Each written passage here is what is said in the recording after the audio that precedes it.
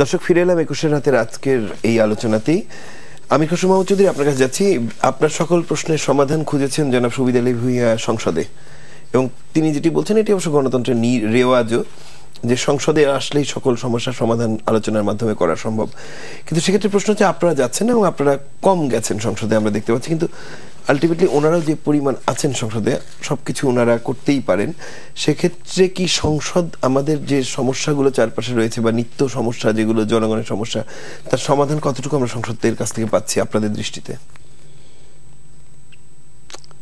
প্রথমে আমি আপনার কেয়ারটেকার গভর্নমেন্টের ইস্যুতে আসি, যে যেটার সমাধান সম্বন্ধে আপনি বলতে গিয়ে উনি সংসদকে এনেছেন আর কি। তত্ত্বাবধায়ক সরকার কিন্তু সংসদের মাধ্যমে আসেনি, সংসদ শুধু বিটা পাশে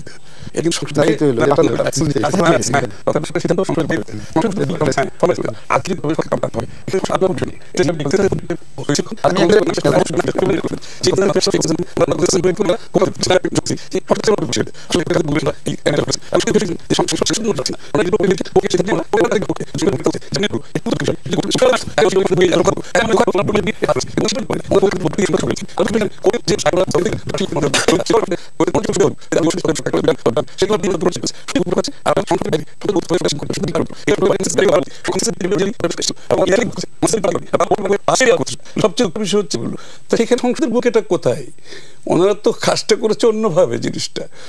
এখন যদি আমাকে আবার কনসেনসাসের ভিত্তিতে করতে হয়, কোর্টের বাইরে একমত হতে হয়, তখন সংসদীয় বিল পাস করার সময় বিএনপি সব দলকে পাস করে। এই জিনিসটা সংসদে যাওয়ার সাথে এই তত্ত্বাবধায়ক সরকার বিল পাশের কোনো সম্পর্ক নাই। এটা শুধুমাত্র বড় জনতাদের বলতে হচ্ছে যে আমাদের সংসদে আপনার সংসদকে সম্মানিত করেন না। এইটা যদি সংসদ থেকে পাস করতে এটা একটু আগে বলেছি, আমি তখন তো কমপ্লেন করতাম, সেটা আপনারা করতে পারেননি, সেটা আবার কোর্টে দেওয়া হচ্ছে। আপনি দেখেন, সংসদকে কার্যকর করার জন্য যে মানুষের অধিকার, ব্যাংকের একটা ইস্যু কোর্টের মাধ্যমে অত কোর্ট কিন্তু দায়ী এখনো হয়নি,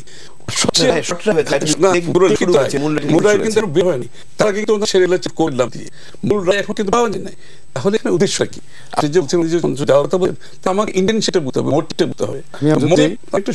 মোটিভ হচ্ছে ওনার দলীয় সরকারের যে কোনো ভাবে যে কোনো ভাবে ওনারা নির্বাচন করবেন, এবং সেটা হচ্ছে বাংলাদেশের চিরাচরিত একটা নিয়ম হয়ে গেছে, ক্ষমতায় গেলে সেটাকে যে কোনো প্রক্রিয়ার মাধ্যমে ধরে রাখা হবে।